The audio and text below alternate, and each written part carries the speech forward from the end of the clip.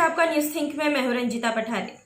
भारत के लिए खुशखबरी है। लद्दाख की गलवान घाटी में भारत और चीन की सेनाएं कुछ पीछे हट गई है।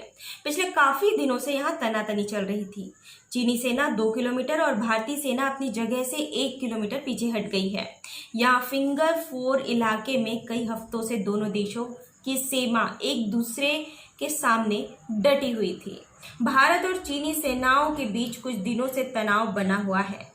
यहाँ का पेंगोंग इलाका सबसे ज्यादा विवादों में था और ये जो विवाद था ये राजनीतिक रूप भी ले चुका था।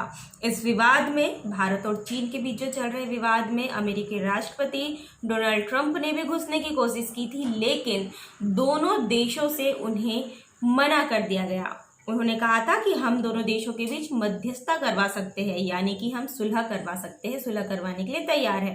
अब कहा यूं भी जाता है कि डोनाल्ड ट्रंप अपना काम निकलवाने के लिए बीच में आ रहे थे, लेकिन उस समय जब ट्रंप ने मध्यस्थता की पेशकश की तो चीन के साथ साथ भारत, यानी भारत ने पहले मना कर दिया, जिसके बाद चीन ने भी मना कर दिया और दोनों देशों ने कहा कि हम दोनों इस मुद्दे पर अच्छे से फैसला ले सकते हैं। 6 जून को दोनों देशों के बीच जो पहली बैठक होने वाली है उसमें पेंगोंग पर ही ज्यादा फोकस रहने की संभावना है।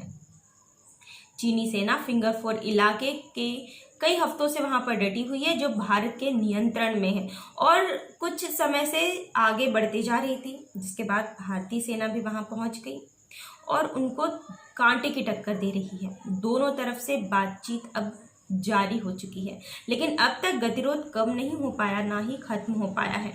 अब एक बार फिर दोनों देश की सेना बातचीत करने जा रही है। ये मीटिंग 6 जून को होगी। मीटिंग में दोनों सेनाओं के लेफ्टिनेंट जनरल रैंक के अधिकारी हिस्सा लेंगे। यह मीटिंग भारत और चीन के बीच चल रहे विवादों के लिहाज से काफी महत्वपूर्ण है। इस मीटिंग को भारत की तरफ से लेह स्थित 14 स्कार्प कमांडर डेलीगेशन लीड करेगा। यह उच्च स्तरीय मीटिंग सीमा पर संकट खत्म करने के लिहाज से काफी अहम मानी जा रही है। लद्दाख ने एलएसी पर भारत की तरफ से सड़क निर्माण का काम कराया जा रहा था, जिसका चीन ने विरोध किया था। इसके बाद 5 मई को पेंगोंग लेक पर दोनों देशों के सैनिक भिड़ गए थे। चीन ने इलाके में सक्रियता बढ़ा दी और सैनिकों की तैनाती के साथ ही तंबू भी लगा दिए थे।